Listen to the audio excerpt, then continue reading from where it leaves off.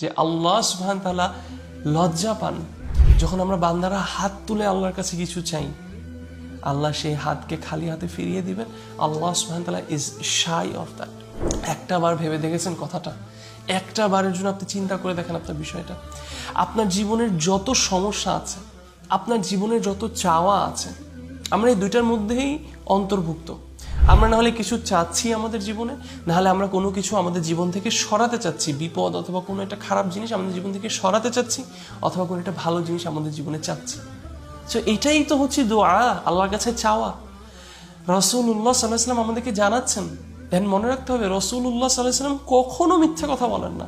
He is the most truthful, এবং তিনি যা বলেন that is absolute truth, because উনি কোনো কিছু নিজে থেকে বলেন না।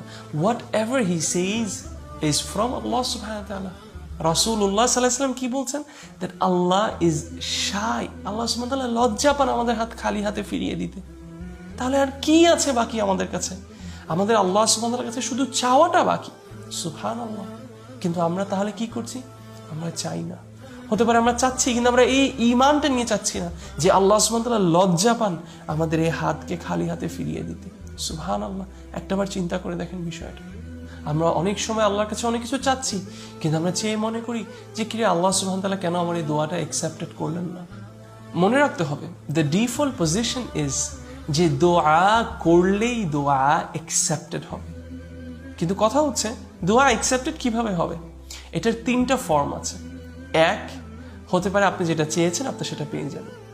দুই, আপনি যে দোয়াটা করেছেন এই দোয়ার কারণে আল্লাহ সুবহানাহু ওয়া তাআলা আপনার জীবনে আসা কোনো বিপদ আল্লাহ সুবহানাহু ওয়া তাআলা সরিয়ে দিবেন।